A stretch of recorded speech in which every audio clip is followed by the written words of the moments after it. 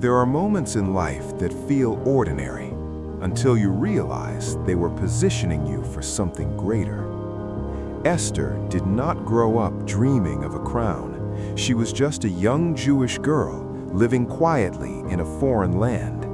No title, no influence, no voice in the system around her. She had already lost too much: her parents, her sense of belonging, and now even her identity had to be hidden just to survive.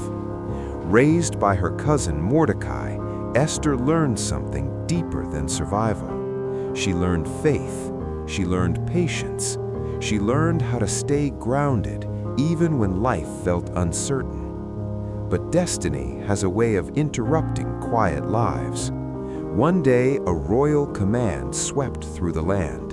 The king was searching for a new queen, not by love, not by choice, but by selection.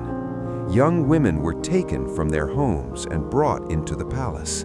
Esther was one of them. Suddenly, the girl who once blended into the background was standing in a place where everything was seen, judged, and measured: beauty, presence, composure.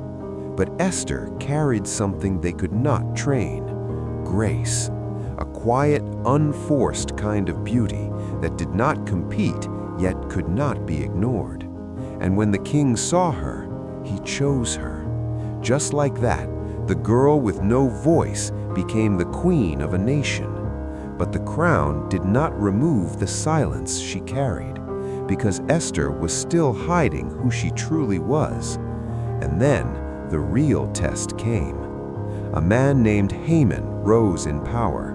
Pride consumed him, control defined him, and when Mordecai refused to bow, Haman didn't just get offended, he became dangerous. What started as personal anger turned into something far worse: a plan, a decree, a date set for destruction, not just for one man, but for an entire people, Esther's people.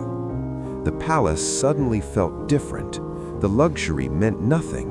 The crown felt heavy, because while she sat in safety, her people were marked for death. And for the first time, Esther realized being chosen was not about comfort.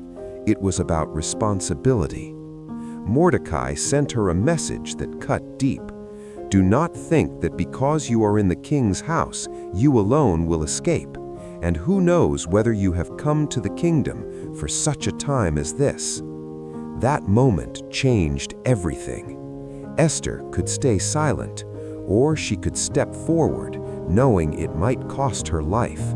Because in that kingdom, approaching the king uninvited was not bravery, it was a risk of death. But Esther understood something most people avoid. Purpose will always demand courage. So she didn't rush, she didn't panic, she prepared.